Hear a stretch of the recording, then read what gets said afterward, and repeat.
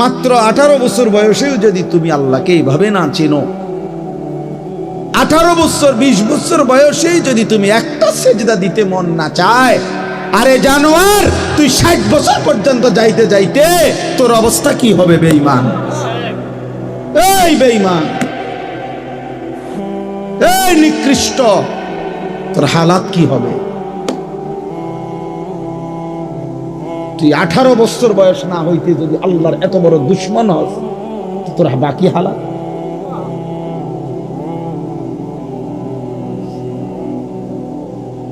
বিশ বছর না আইতে যদি তুই এত নারী দেখে ফেলো, এত উলঙ্গ ছবি দেখো, জানোয়ার, বাকি জীবন তাহলে কি দেখবা? হাইওয়ান বলো, বাকি হায়াত কি দেখবা? তাহলে যা দেখার তো সব দেখে এলেছে।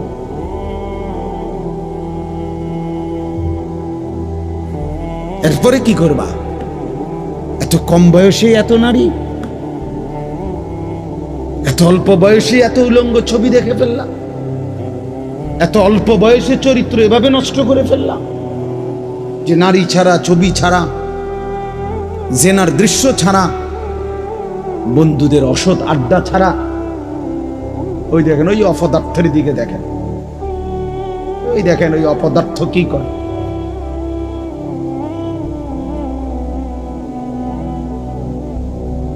এই জন্য বললাম ভাই, ভাবতে শেখো বাবা, বাকি হায়াত কি করো, বাকি হায়াত কেমনে চলবে? তাইলে এত কম বয়সে যদি কেউ এত চরিত্রহীন হয়, তার সামনের হালাতটা কি বলে? 40 বছর পুষতে পুষতে তার অবস্থা কি হবে? 60 বছর, 365 দিন, যে কোনো দিন খোদার 1 বছরে ফজরের নামাজ পড়ে নাই, পরে আর আল্লাহ মনে করাই দিবে কে? হ্যাঁ, বুঝো নাই ভাইয়া? 1 বছর যারে আল্লাহ ভুলাই গেল, তো তোমারে আর মনে করাবে কে? কে আছে তোমার এরপরে? আর যে সময় তোমার মাথার উপরে বাবা দাদা তাদের ছায়া আছে, তখনই যেহেতু তুমি আল্লাহ ভুলে গেছো, তো যখন তোমার বাপ মরে যাবে, দাদা মরে যাবে, মা মরে যাবে, তখন তোমারে আল্লাহর কথা মনে করাই দিবে, তোমারে আখিরাত মনে করায়।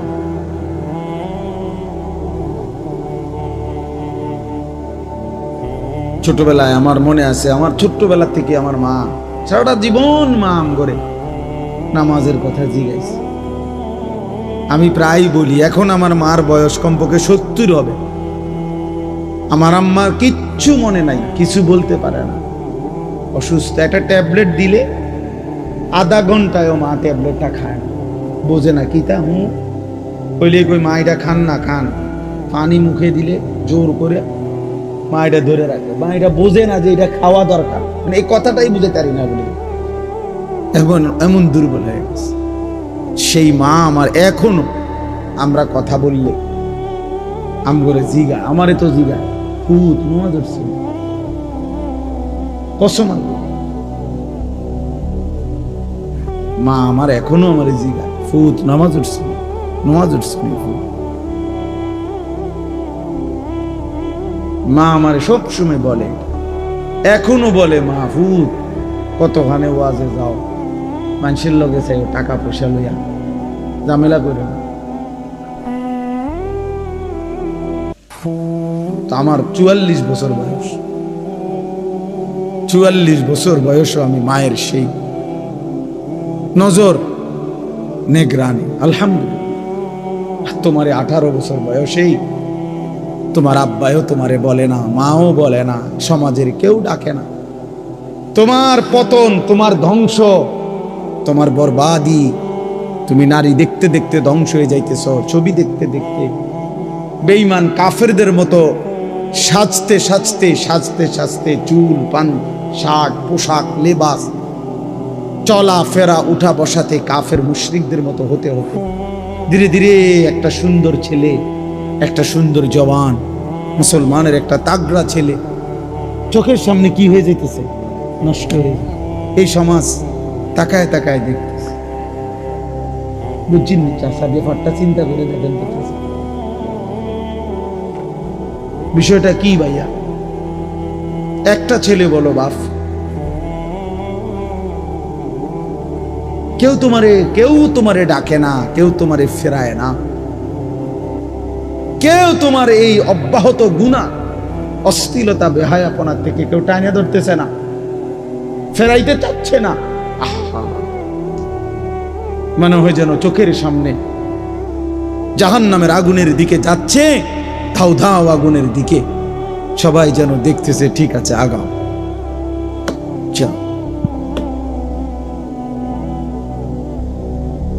ومن يشاقق الرسول من بعد ما تبين له الهدى ويتبع غير سبيل المؤمنين, আল্লাহ বলেন আমার রাসূলের মাধ্যমে আমি সব কিছু স্পষ্ট করে বলে দেওয়ার পরেও যারা আমার রাসূলের বিরুদ্ধাচরণ করবে, ওয়াত্তাবি' গায়রা সাবিলিল মুমিনিন, আমার প্রকৃত ঈমানদার যেই পথে চলে এই পথের উল্টো পথে যে চলবে, আল্লাহ বলেন আমার রাসূলের বিরুদ্ধাচরণ যে করবে, আমার ঈমানদার মুমিনের পথের উল্টো পথে যে চলবে, নুওয়াল্লিহি মা তাওয়াল্লা, আমি আল্লাহ তাকে সেই উল্টো পথেই চালাবো, ওয়া নুসলিহি জাহান্নাম, একদিন তারে ধাক্কা মেরে জাহান্নামেই ফেলে দেব। খোদার কসম বন্ধু,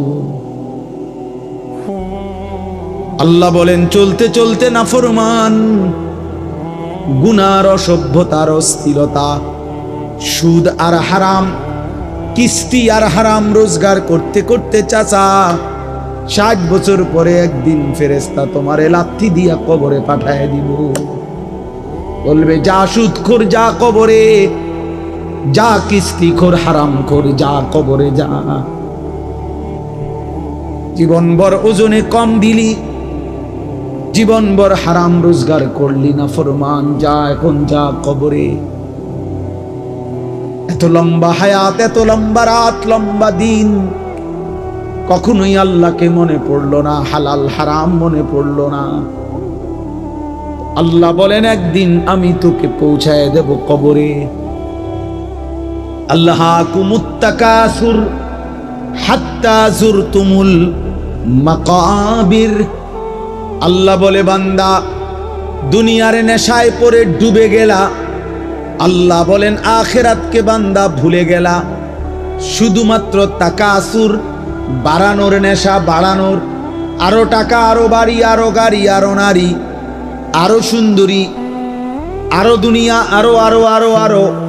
আল্লাহ বলেন বাড়াইবার এই পাগলা নেশা তোমারে দুনিয়ায় ডুবায়া দিল, আখিরাত ভুলায়া দিল। হাত্তা যুরতুমুল মাকাবির, এরই মাঝে কিন্তু একদিন বান্দা সত্যিকারে ঠিক ঠিক একদিন তোমার মোলাকাত হবে কবরস্থানে। হাত্তা যুরতুমুল মাকাবির, অচিরেই তুমি পৌঁছে যাবে, সাক্ষাৎ হবে কবরস্থানে। কাল্লা সাউফা তা'লামুন,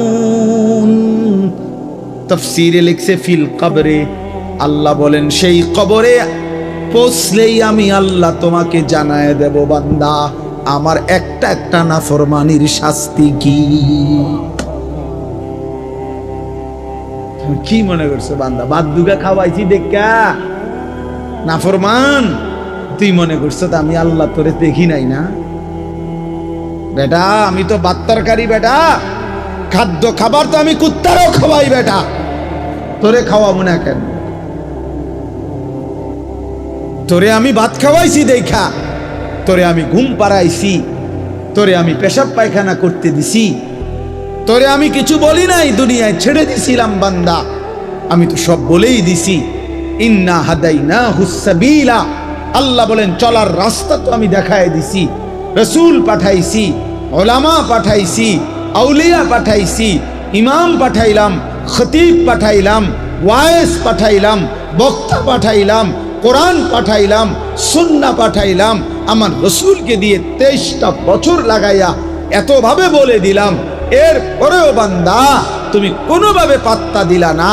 ঠিক আছে বান্দা, কবরে আইসো, তখন মনে করবা, বুঝবা আমি আল্লাহ কেমন জিনিস।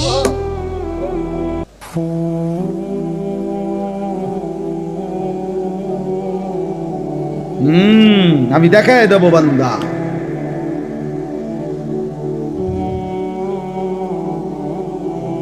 আমি দেখায় দেব। তুমি জানো না বান্দা আমি কি পরিমাণ ক্ষমতাবান। আল্লাহু আজিজুন যুনতিকাম। আল্লাহ তাআলা বলেন আল্লাহ বড়ই ক্ষমতাবান, প্রতিশোধ গ্রহণকারী। যুনতিকাম শব্দের অর্থ হলো প্রতিশোধ গ্রহণকারী। আল্লাহ বলেন আমি প্রতিশোধ নেব। এই শব্দ ডাইরেক্ট বলছে, আমি প্রতিশোধ নেব। আমার একটা লোকমা ভাতের হিসাব নেব, আমার এক ঢোক পানির হিসাব আমি নেব বান্দা, আমার প্রতিটা নিঃশ্বাসের হিসাব নেব। সুম্মা লাতুসআলুন্না ইয়াউমাইদিন আনিন নাঈম। আমার প্রতিটা নিয়ামতের হিসাব নেব। এজন্য প্রিয় বন্ধু আমার, বাপ আমার, দয়া করে আল্লাহর ওয়াস্তে বাবাদেরকে বলি, যুবক ছেলে তোমাদেরকে বলি, আমাকেও বলি, আমরা সবাই মিলে আল্লাহর দিকে ফেরা দরকার। কার দিকে? একটা ছেলে হইলেও মাইন ভাইয়া নষ্ট করে দিল। এই ভাই, প্রিয় কিশোর, মনে রাখো নিজের ভালো কুত্তাও বোঝে। একটা কুকুররে যদি কেউ লাঠি আলগি দেয়, এই কুত্তাটাও ওটা বোঝে যে এটা দিয়ে আমার যদি বাড়ি দেয় আমার ক্ষতি হবে, এই জন্য কুত্তায় দৌড় মারে, ঠিক না? তাহলে নিজের কমপক্ষে নিজের ভালো, নিজের সেফ, এটা কুত্তাও বোঝে, এটা জানোয়ারও বোঝে। তো তুমি বোঝো না ভাইয়া, তুমি এদুরও বোঝো না? তোমার এই রাত দিন নারী দেখা, ছবি দেখা, উলঙ্গ দৃশ্য দেখা তোমার এই জাহান্নামের আগুনে পোড়াবে, এই এদুরও বুঝলা না? তোমার এই লাগাতার নামাজ না পড়া এই জীবন যে তোমারে শেষ পর্যন্ত জাহান্নামে নিবে, এদুরও বুঝলা না? হায় হায় হায়, নিজের ভালোটাই তো কমপক্ষে বুঝলা না। কেমনে বললে বুঝবা? আমি তো আমার সবটুকু চেষ্টা করি, আমার জিন্দিগির ফিকির এটা মিশন। কিশোর যুবক ছেলে বদলাবে, ওরা দিনদার হবে, ওরা সেজদা দিবে আল্লাহকে। এক যুবক যখন সেজদা দেয় তো আল্লাহ তাআলার আরশ নড়ে ওঠে। আল্লাহ তাআলা আরশ আজিম থেকে বলে, যুবক আমার সেজদা দিলি, যা আমি ওয়াদা দিলাম তোরে এই আরশের নিচে ছায়া দেব। তুই আসবি যুবক হাসরের ময়দানে, আমি তোরে আরশের নিচে ছায়া দেব। শাবুন নাশাআ ফি ইবাদাতিল্লাহ। নবীজি বলেন যে যুবক তার যৌবন কালটা আল্লাহর ইবাদতে বেড়ে উঠছে, আল্লাহ রাসূল সাল্লাল্লাহু আলাইহি ওয়াসাল্লাম বলেন আল্লাহ তাআলা তাকে আরশের নিচে ছায়া দেন। ইউযিল্লুহুমুল্লাহু ফি যিল্লিহি, আল্লাহ নিজের আরশের ছায়ায় ছায়া দেন। সুবহানাল্লাহ। এজন্য যুবকের সেজদা বড় দামি সেজদা, নওজোয়ানের সেজদা বড় দামি সেজদা। এজন্য তোমরা হিম্মত করো। ওই ছেলেটাকে বলো ভাই, ওই ছেলেটাকে, ওই অসভ্য ছেলেটাকে বলো মোবাইল বন্ধ করতে। বেটা তুমি এতে উঠে যাও বেটা, এই বেটা অপদার্থ কোথাকার বেটা।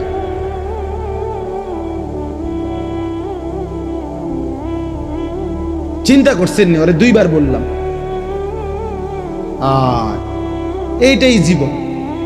কিছু ছেলে পেলের জীবন এমনই, এরা এত শক্ত হয়। এর আর কত হইলো, হুজুর তোর আব্বাও যদি কয় আমি লড়তাম না, আমি যেমনি আছি। হ্যাঁ, এটা সাংঘাতিক, জানেন না? কিছু ছেলে পেলে এমন শক্ত হয়ে যায়, কলিজা পাথর হয়ে যায়। এর কত হইলো, যা বেটা তোর বেটা এর থেকে কত বালা হুজুর কইছে বেটা, এতে আরো কত মোড়া তাজা হুজুর দেখছি, আমারে লড়াইতে আসছে না। 1.5 বুড়া হুজুর আইছে, আমার মতো বাটফারের লড়াই। রাগ হইও না বাপ, আমি বললাম আমি ফেরাইতে চাই, এই জন্য আমি একটু শক্ত। নাহলে আমি তো আর এনে এমন না যে কাজে লাগছি আইয়া এই কারণে সেতায় কতক্ষণ দমকাই ফেললাম। এ তো ঝগড়ার জন্য না। আমার এই মাকসাদই হলো তুমি কেন সেজদা করবা না, নামাজ কেন পড়তা? কমপক্ষে এটা তো বোঝা উচিত যে আমি আল্লাহর সাথে আমার রাগ কিসের। এটা তো কোনো যুক্তিতে ভাই একারে সামান্য বিবেকও যদি থাকে, আল্লাহর সাথে রাগ করব কেন? তিনি আমার সব কিছু দিছেন, ঠিক না? আল্লাহ আমার সমস্ত প্রয়োজন পূরণ করতেছেন, যে আমারে সব দিল এবং আমি ডাকলেও দেয় না ডাকলেও দেয়, এমন মালিক আমি পাবো কোথায়? মা গাররাকা বিরাব্বিকাল কারীম। আল্লাহ বলে, বান্দা বলো না এমন মেহেরবান মাওলা আমার মতো দয়ালু রব থেকে কে তোমারে ধোঁকা দিল? এমন মালিক কই পাবা বান্দা? এমন মুনিব কই পাইবা? কই পাইবা? হাদিসে আছে নবীজি সাল্লাল্লাহু আলাইহি সাল্লামকে আল্লাহ তাআলা বলছে, বন্ধু আমার কোন বান্দা যদি 90 বছর পরেও জীবনের সব গুনাহ ছেড়ে দিয়ে আর করবে না ওয়াদা দিয়ে, 90 বছর বয়সেও যদি রাতের অন্ধকারে কোনোদিন চোখের পানি ফেলে, এক ফোঁটা চোখের পানি ফেলে গুনাহ ছেড়ে দিয়ে আর করবে না ওয়াদা দিয়ে আমার কাছে যদি মাফ চায়, দোস্ত আমি ওয়াদা দিলাম, কসম বন্ধু, আমি এমন 90 বছরের বুড়া তার গুনাহ সব মাফ করব। কুল ইয়া ইবাদিয়াল্লাযীনা আসরাফু আলা আনফুসিহিম লা তাকনাতু মির রাহমাতিল্লাহ। রব্বুল আলামিন বলেন, বন্ধু বলেন, ও আমার বন্ধু আপনি বলে দেন, হে আমার বান্দা, আল্লাহ বলতেছেন আমার বান্দা শোনো না, তোমরা যারা এই পরিমাণ গুনাহ করেছো যে নিজের জীবনটাকে জুলুম করে শেষ করে ফেলেছ, জীবনে বলতে কোনো নেকি নাই, ডানে বামে কোনো নেকি নাই, গুনায় গুনায় ভরা জীবন তোমাদের পুরা ডুবে গেছে। আল্লাহ বলেন বান্দা, গুনার সমুদ্রেও যদি হাবুডুবু খাও, সেখান থেকেও যদি কোনোদিন আমি আল্লাহকে মনে পড়ে, তাইলে যদি গুনাহ ছেড়ে দিয়ে আর কোরবানা ওয়াদা দিয়ে আমি আল্লাহর দিকে এক কদম ফিরে আসো বান্দা, আর যদি বলো মাওলা জীবনভর আমি আপনাকে নারাজ করেছি, আর করব না মাওলা, আপনার নাফরমানি করব না মাওলা, আমি তওবা করলাম মাওলা, গুনাহ ছেড়ে দিলাম, আল্লাহ বলেন লা তাকনাতু মির রাহমাতিল্লাহ। আমার গুনাহগার নাফরমান বান্দা, আমি আল্লাহর রহমত থেকে নিরাশ হইও না বান্দা।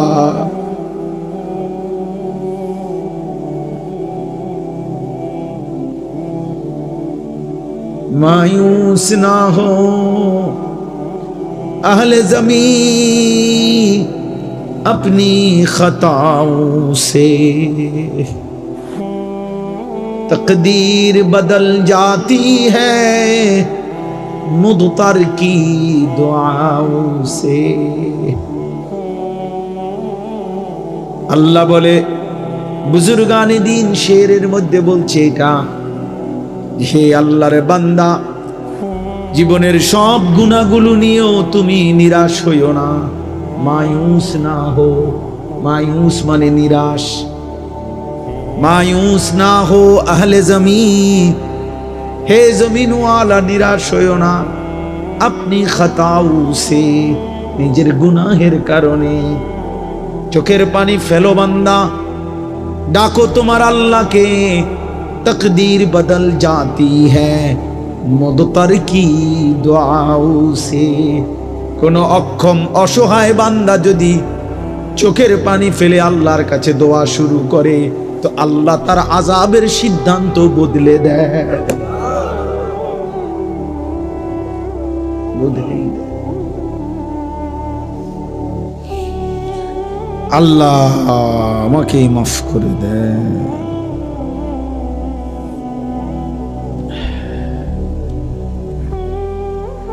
চলো ভাইয়া। আমরা বলার চেষ্টা করছি, মালিকের কাছে তো আমরা এটা বলতে পারবো যে আল্লাহ, আমরা বলার চেষ্টা করছি আপনার বান্দাদের কাছে, আমরা চেষ্টা করছি। এজন্য প্রত্যেকে ইনশাআল্লাহ, আপনারা আসলে আমি মহব্বত করেই বললাম, কেন রাত এত হইছে, এরপরও খোলা আকাশের নিচে আপনারা মজা খুব সুন্দর করে মনোযোগ দিয়া সবাই বসছেন। চলেন মনোযোগ দিয়া, যেহেতু বসছেনই মনোযোগ দিয়া শুনতেছেন, একজন বক্তার ওয়াজ শুনছেন, ভাল লাগছে এটা না। প্রিয় ভাই, একদিন আমিও থাকবেন না, আপনিও থাকবেন। এই দেখতে দেখতে আমার ওই ছেলেরা যারা আমার ওয়াজ রেকর্ডিং করে, এই ছেলেগুলো অনেকগুলো আছে যেগুলো নিয়মিত আমার সাথে থাকে, চলে আর সব জায়গায় যে ওরা বলতেছে যে এখন যে হুজুর আমরা তো আর আপনার সাথে হজে চলে যাব, আমি দেখা হবে না, আমরা একটু সময় দিয়ে। তা আমার এটা খুব মনে পড়লো যে হায় যদি আর দেখা না হয়, যদি আর কোনোদিন বলার সুযোগ না হয়।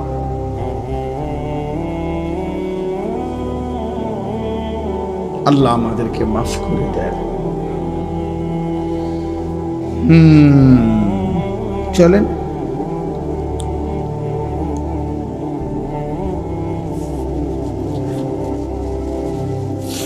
এজন্য যুবক ছেলেরা বলো ইনশাআল্লাহ, হিম্মত করো যে নামাজ পড়বানি ভাই ইনশাআল্লাহ। ছেলেরা বলো, ছেলেরা তোমরা বলো ভাই, বলো ইনশাআল্লাহ। আগামী দিনে সেজদাওয়ালা যুবক লাগবে, বিশ্বাস। আগামীর সময়টা মাহাদির পক্ষে, ইসলামের পক্ষে, সারা পৃথিবী, বাংলাদেশ না শুধু, সারা পৃথিবীতে কালেমার বিজয়ের জন্য, কোরআনের বিজয়ের জন্য, মাহাদির পক্ষে লড়বার জন্য, দাজ্জালের বিরুদ্ধে, ইহুদিদের বিরুদ্ধে, বেঈমানের বিরুদ্ধে যুদ্ধের জন্য সাহসী, ইমানদার, সেজদাওয়ালা যুবক লাগবে ইনশাআল্লাহ। তুমি নিয়ত করো যে সেদিনের সেই যুদ্ধে ইমানদারের পক্ষে যেন তুমি থাকো। আমি আমার ছোট ছেলেরও মস্ক করাইছি যে বাবা দোয়া করতে থাক বাপ, হয় তুই যুদ্ধ করবি না আমি যুদ্ধ করব, কিন্তু কালেমার বিজয় হবে ইনশাআল্লাহ, ইসলামের বিজয় হবে। এই দেখবেন একদিন পাকিস্তান এক ধাক্কা দিছে, 3 ঘন্টা লাগছে না, উড়ে এলাইছে। ইন্ডিয়া ঠান্ডা হয়ে গেছে, বুঝেন নাই? ঠান্ডা, একদম ঠান্ডা। মোমেন দেখায় দিছে 10ই মে ফজরের নামাজের পরে পাকিস্তানি সেনাবাহিনী মধ্যে মুজাহিদ চূড়ান্ত হামলা করছে ফজরের নামাজ পড়ে। সব চ্যানেলে আসছে কথা খবর। ফজরের সালাম ফিরায়া নারায়ে তাকবীর আল্লাহু আকবরের ধ্বনি দিয়ে মিসাইল হামলা করছে। 3-4 ঘন্টার ব্যবধানে ভারত মাথা নোয়াইতে বাধ্য হয়েছে। এই দেখবেন একদিন ইনশাআল্লাহ, একদিন ঘুম থেকে জেগে শুনবা যুবক ফিলিস্তিন বিজয় হয়েই গেছে। দেখো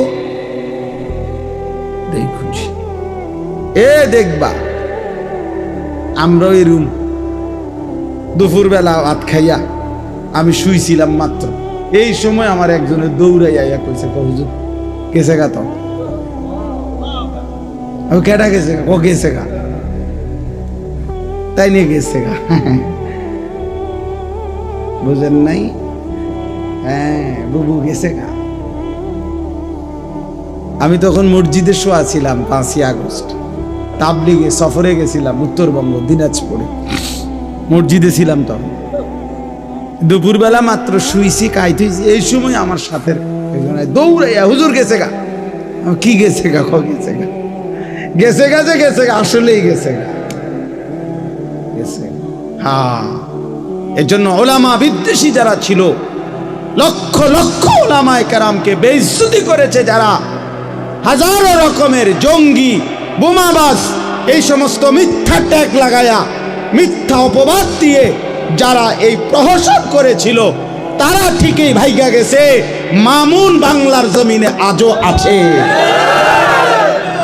মামুনুল হক আছেই আছে,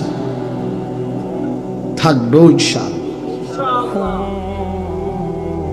এই জন্যই কিশোরগঞ্জের এক বেয়াদব নেতা নামের এক বেয়াদব গত কয়েকদিন আগে এই বেয়াদব ওলামায়ে কেরামের বিরুদ্ধে জঘন্য মিথ্যাচার করেছে, বিদ্রুপ করেছে। বাংলাদেশের এক নেতা, পাগল পাগল, ফজু পাগল, ফজু পাগলা, পাগলায় যা মন চায় তাই বলছে। এদেশের মুসলিম নারীদেরকে বলছে, তোমরা হুজুরদের বাচ্চা পেটে ধারণ করবা না। কত বড় বেয়াদব, কত বড় জঘন্য বেয়াদব, চিন্তা করে দেখ। ইনশাআল্লাহ সেদিন বেশি দূরে নয়, যেদিন এই বেয়াদবেরও লাঞ্ছনা অপমান আমরা দেখব ইনশাআল্লাহ। এই জন্য প্রিয় ভাই, প্রিয় বাবা, সবার কাছে বলি, বাবা দিন মানেন, আল্লাহকে মানেন। এই বাপ, সংসার মানে স্ত্রী সন্তান, ছেলে মেয়ের নাম সংসার, স্ত্রী সন্তানের নাম পরিবার। খাট পালং আর সোফার হিসাব মিলাইয়েন না, সন্তানের নামাজের হিসাব মিলাইয়েন। খাট দেখান কিনতেন, সোফা দেখান কিনতেন। এবার 30 বছর বিদেশ করছে, 60 বছর কামাই রোজগারি করছে, বাজার করছে, ব্যবসা করছে, ক্ষেত খামার করছে। অন কিনছেন চাচা, শেষ বয়স হইল, হ্যাঁ করছে হুজুর আল্লাহর রহমতে 4টা রুম দিয়ে একটা বিল্ডিং করছে। ইডি হুনা মানুষের, হ্যাঁ বিল্ডিং করছে, এটা শুনে আল্লাহর রহমতে হুজুর আমনগো দোয়ায় বিল্ডিং করছে। রাস্তার লগে কদ্দুর জায়গা লইছে, রাস্তার লগে জায়গা লইছে, বিল্ডিং করছে। 4টা রুম, 2টা বাথরুম, বাথরুম দিয়েও টাইলস। আল্লাহু আকবার, কত বড় নিয়ামত এখন টাইলসের মতে। কত বড় নিয়ামত আল্লাহ দিছে ওনার। ওনার বাপ দাদা আগে পূর্বপুরুষ মাটিতে পেশাব করত, এখন উনি এখন টাইলসে পেশাব করে। এর চাইতে বড় দৌলত আর কি হতে পারে? 60 বছর সার্থক, আপনি এখন টাইলসে মতেন। এই জীবন, এই মুসলমান, 60 বছরের এই ছিল হিসাব। কি বললেন এগুলো? বিল্ডিং এর হিসাব দেন কেন? সোফার হিসাব দেন কেন? জমির হিসাব দেন কেন? হিসাব দিবেন সন্তানের। আমার সন্তান নামাজ পড়ে, আমার সন্তান আল্লাহকে সেজদা করে, আমার ছেলে মেয়ে আল্লাহকে সেজদা করে, আমার ঘরের বিবি বাচ্চা পর্দা করে, আমার ঘরের সবাই আল্লাহর কোরআন পড়তে পারে। কথা তো ছিল এই না?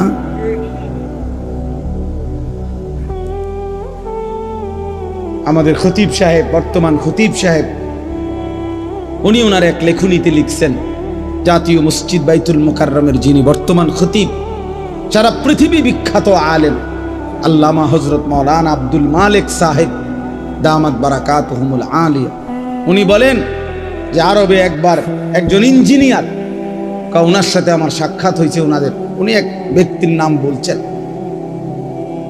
তো ওই ইঞ্জিনিয়ার ব্যক্তি বলছে যে জনাব, আমার বংশে গত 70 বছরে যত নারী পুরুষ আমাদের ফ্যামিলিতে গত হয়েছে, গত 70 বছরে এমন একজন নারী পুরুষ আমাদের বংশে নাই যে হাফেজ কোরআন নয়।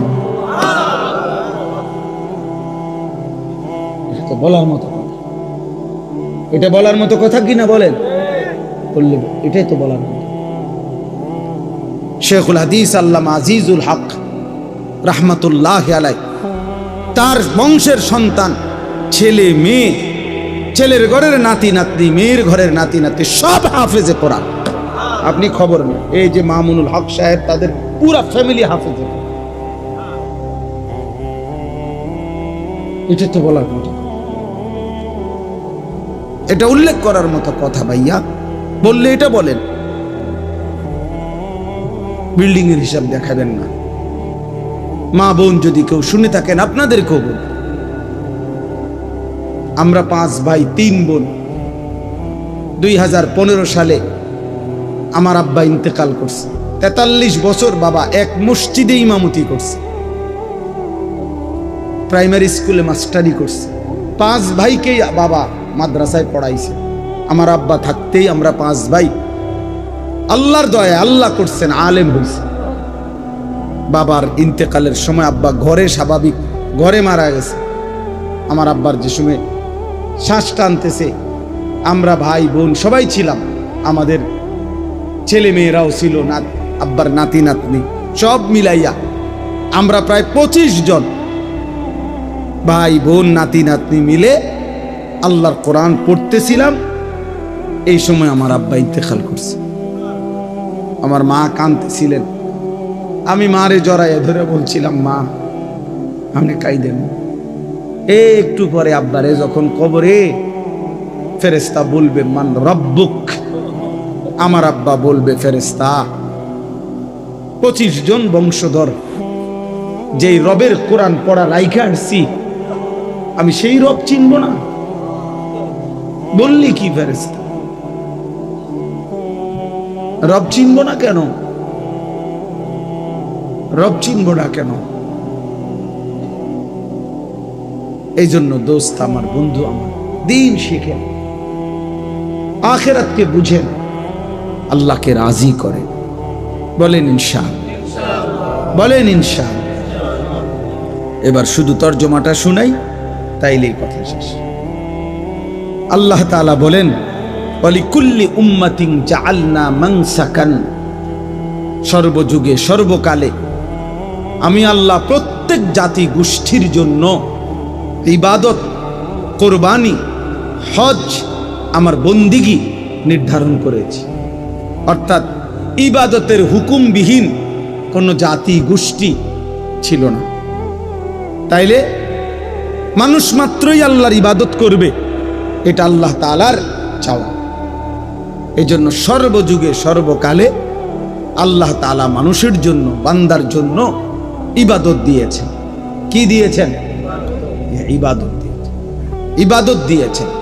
মানসাকান অর্থ কুরবানি, মানসাকান অর্থ হজ, মানসাকান অর্থ ইবাদত। আল্লাহ বলেন আমি প্রত্যেক জাতির জন্য কুরবানির বিধান রেখেছি, অথবা তরজমা হলো প্রত্যেক জাতির জন্য হজ্জের বিধান রেখেছি, অথবা প্রত্যেক জাতির জন্য আমি আল্লাহ নির্ধারিত কিছু না কিছু ইবাদত রেখেছি। আল্লাহ তাআলা বলেন প্রত্যেক জাতি গোষ্ঠীর জন্য আমি কেন ইবাদত দিলাম, কেন কোরবানির বিধান দিলাম, কেন হজ্জের বিধান দিলাম? লিয়াযকুরুসমাল্লাহ, আমার প্রতিটা বান্দা যেন আমি আল্লাহর নাম তার জবানে উচ্চারণ করে, এই জন্য। তাহলে আমার বান্দা মাত্রই, আমি যারে বানাইছি আমি তার কাছে চাই তার জবান দিয়ে আমার নাম উচ্চারণ হবে। লিয়াযকুরুসমাল্লাহ, সে যেন আমি আল্লাহর নাম জিকির করে।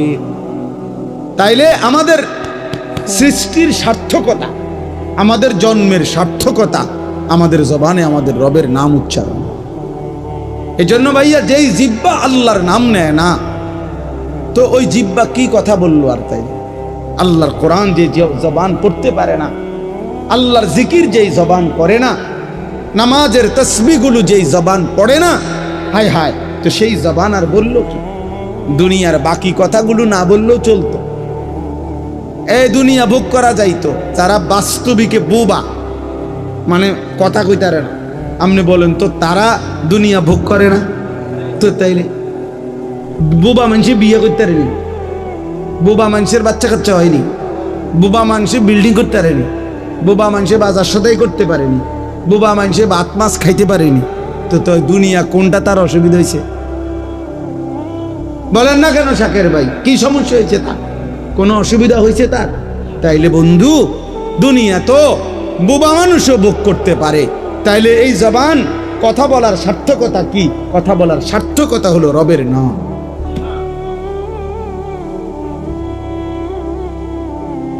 আল্লাহর নামই যদি জবান না নিল, তো এই কথা বলার দরকার কি ছিল? কি কোন চাচা? হ্যাঁ, চাচা মাথা লাগছে। মাশাআল্লাহ, আল্লাহ হায়াত দারাজ করে। আর রহমান আল্লামাল কুরআন খালাকাল ইনসান আল্লামাহুল বায়ান। আল্লাহ বলেন আর রহমান, মানে আমি আল্লাহ। রহমান কে? আল্লামাল কোরআন, আল্লাহ বলেন আমি রহমান, আমি আল্লাহই কোরআন শিখিয়েছি। আল্লাহই কোরআন শিখিয়েছেন। খালাকাল ইনসান, আল্লাহই মানুষ সৃষ্টি করেছেন। আল্লামাহুল বায়ান, কথা বলার পূর্ণ যোগ্যতা শিখিয়েছেন। সুবহানাল্লাহ। তাইলে এখানে একটা জিনিস দেখেন, আল্লাহ বলেন তিনি কোরআন শিখিয়েছেন, এরপরে বলছেন তিনি মানুষ সৃষ্টি করেছেন। তাইলে বিষয়টা কি আসলে কথার ধারাবাহিক হইল? আগে তো বলা উচিত ছিল তিনি মানুষ সৃষ্টি করেছেন, এরপরে বলা উচিত ছিল কোরআন শিখাইছেন। আগে সৃষ্টি নাকি আগে কোরআন শিখানো? আগে তো বানাইতে হইব, আগে তো তারে বানাইতে হইব, তো না কি শিখাইব, তাই না কোরআন পড়বে। কিন্তু অথচ আল্লাহ বলতেছেন আল্লামাল কোরআন খালাকাল ইনসান। আগে বললেন তিনি কোরআন শিখিয়েছেন, এরপরে বললেন তিনি মানুষ সৃষ্টি করেছেন। এ কথার জন্য তাফসীরের মধ্যে লিখছে যে আল্লাহ যেন বুঝাইতে চাইছে, বান্দা শোনো, আমি মানুষ সৃষ্টি করেছি কোরআনের জন্য, এজন্য কোরআনের গুরুত্বের কথা আগে বলে নিলাম, আগে বলে নিলাম। এবার যদি বলেন আল্লাহ আল্লামাহুল বায়ান, আল্লাহ বলে ওই যে কোরআন শিখতে হবে, ওই যে কোরআন পড়তে হবে, এই জন্যই আমি তাকে কথা বলার যোগ্যতা শিখাইছি, নাই তো কথা বলার দরকারই ছিল না। হুদা ভাত খাইব, হুদা পেশাব করব, আর গুম যাইব, আর স্ত্রী মিলন করবে, তো এর জন্য কথা বলার দরকার ছিল না, জবানের উচ্চারণ ছাড়াই ওইগুলা করতে পারত। আল্লাহ আমাকে বুঝার তৌফিক দান করেন। লিয়াযকুরু ইসমাল্লাহ আলা মা রাযাকাহুম মিন বাহিমাতিল আনআম।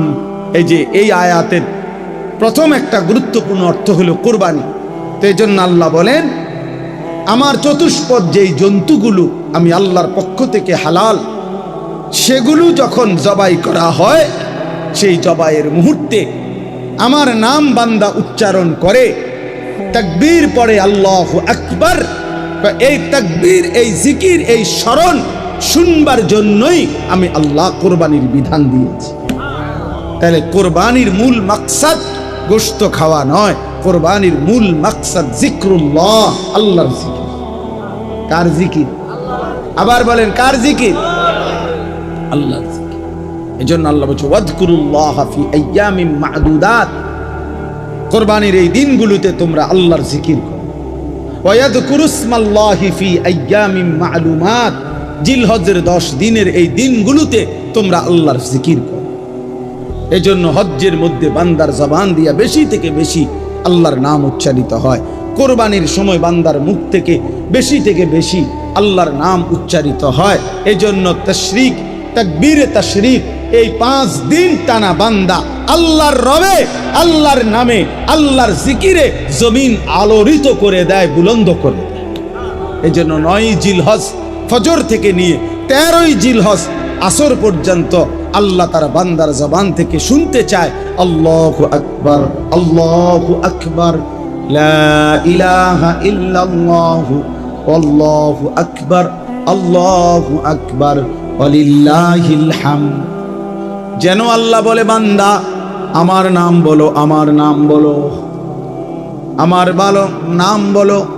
এই জন্য হাজী সাহেব হজ্জের সময় বারবার বলে লব্বাইক আল্লাহুম্মা লব্বাইক, লব্বাইক লা শারীকা লাক লব্বাইক, ইন্নাল হামদা ওয়ান নি'মাতা লাকা ওয়াল মুলক লা শারীকা লাক। কাকে ডাকে? আল্লাহকে ডাকে, আল্লাহকে ডাকে। ফা ইলাহুকুম ইলাহুন ওয়াহিদ, অতএব তোমাদের ইলাহ কেবলই একজন। কয়জন? কে তিনি? ফালাহু আসলিমু, আল্লাহ বলেন অতএব তোমরা সকলেই সেই আল্লাহর প্রতি নিজেকে সমর্পণ করো। কার প্রতি? ওয়াবাশশিরিল মুখবিতিন, আল্লাহ বলে বন্ধু আমার, নবী আমার অনুগত বান্দা যারা, তাদের প্রত্যেককেই আপনি জান্নাতের সুসংবাদ দিয়ে দেন। এবারে যদি বলেন আল্লাহ আপনার অনুগত বান্দা কারা, আল্লাহ বলেন আল্লাযীনা ইযা যুকিরাল্লাহু ওয়াজিলাত কুলুবুহুম, আমি আল্লাহর জিকির যখন হয়, আমার নাম যখন উচ্চারিত হয়, যাদের অন্তর আমি আল্লাহর ভয়ে কাঁপতে থাকে, তাদের জন্য জান্নাত। আমরা যেন ধৈর্যশীল হই, আমরা যেন আল্লাহর জিকির করি, আমরা যেন নিজেদের সম্পদ আল্লাহর পথে খরচ করি। আল্লাহ তৌফিক দেন। আজকের এই মাহফিল আল্লাহ তাআলা কবুল করেন। নওজোয়ান ছেলেরা, বাপ, অনুরোধ করলাম ভাইয়া, নামাজ পড়ো, আবার শুরু করো জিন্দেগি। হিম্মত করলে পারবা ইনশাআল্লাহ। তুমি পারবা না তো বুড়ানি পারবে, তুমি পারবা না তো বাচ্চা নি পারবে, পারলে তো তুমিই পারবে। দূর আছে সব একসাথ করা, প্রত্যেকটার পূর্বাপর যাচাই বাছাই করা, এগুলা বড় বিশিষ্ট সাহাবীদের থেকে আবার মুখস্থ থেকে মিলাইয়া নেওয়া, আবার এগুলাকে সিরিয়াল ধারাবাহিকতা ঠিক করা, এটা একটা বিশাল বড় প্রকল্প ছিল, কাজ ছিল। আল্লাহর কোরআনের সংকলন প্রথম কাজ। তখন এত বড় প্রকল্প এই সর্বপ্রথম করবে, এই কামটা দায়িত্বশীল প্রধানকে কারে দিবে? তা আবু বকর সিদ্দিক রাদিয়াল্লাহু তাআলা আনহু, যার নাম প্রস্তাব করছে, ওনার বয়স ছিল মাত্র 16 বছর। যায়েদ ইবনে সাবিত, উনি আরে ডাক দিছে, ডাক দিয়ে বলছে তোমারে এই কামটা দিতাম চাই, তুমি পারবা নি? উনি কি বলছে জানেন? ছেলেরা শোনো বাপ, উনি বলছে আমিরুল মুমিনিন, আপনি যদি বলেন এই যে পাহাড়টা, এই সামনে যে পাহাড় আছে, এটা যদি কাইটা আরেকখানে স্তূপ দিতে, আমি তো এইটাও পারবো। যুবক পারবে না তো কে পারবে? নওজোয়ান করবে না তো কে করবে? রাত দিন বরাবর করে ফেলাম না। এবং ঠিকই উনি দিবান নিশি মেহনত করে এত বড় আজিম শান খেদমত তিনি তৈরি করে দিয়েছেন। এজন্য পারলে কে পারবে? যুবক পারবে ইনশাআল্লাহ। আল্লাহ আমাদের নওজোয়ানদেরকে তৌফিক দান করেন। আল্লাহ আমাদের যুবকদেরকে জাগিয়ে দেন আগামীর পৃথিবীর জন্য, ইসলামের জন্য। সুবহানাল্লাহি ওয়া বিহামদিহি, সুবহানাকাল্লাহুম্মা বিহামদিকা, আশহাদু আল্লা ইলাহা ইল্লা আনতা, আস্তাগফিরুকা ওয়া আতুবু ইলাইক। আলহামদুলিল্লাহ। এটা বহুত ছোট, হাত ধরতে নেই। আলহামদুলিল্লাহি রাব্বিল আলামিন, আল্লাহুম্মা আনতাস সালাম ওয়া মিনকাস সালাম, তাবারাকতা ইয়া যাল জালালি ওয়াল ইকরাম। মাওলায়ে কারীম, আপনি মাফ করে দেন। রব্বে কারীম, আপনি মাফ করে দেন। রাত অনেক গভীর মাওলা, চারিদিক নীরব নিস্তব্ধ হয়ে গেছে। আল্লাহ, অন্ধকারের কালো চাদরে পৃথিবীটা ঢেকে আছে। আয় আল্লাহ, আমরা অল্প কয়েকজন গুনাহগার গোলাম, বড় বেশি নাফরমান আমরা। পিছন দিকে তাকালে অন্ধকার ছাড়া আর কিছুই দেখা যায় না। গুনার নাফরমানি ছাড়া জীবনে কিছুই বলতে নাই। আজ রাত গভীরে মনে পড়লো, আপনি ছাড়া মাফ করারও তো কেউ নাই মাওলা, আপনি ছাড়া মাফ করার কেউ নাই মাওলা। এত গুনাহ নিয়ে যদি ঘুম যায়, এত গুনাহ নিয়ে যদি চোখ বন্ধ করি, এই ঘুম যদি আর না ভাঙে, এই চোখ যদি আর না মেলে, এত গুনাহ নিয়ে কবরে যাব কেমনে মাওলা? হাশরের ময়দানে দাঁড়াবো কেমনে? আল্লাহ, আপনার বন্ধুর সুপারিশ তো মিলবে না, হাউজে কাউসারের পানিও মিলবে না। আল্লাহ, আপনি মাফ করে দেন। আয় করিম, আপনি মাফ করে দেন। আয় রহমান, আপনি মাফ করে দেন।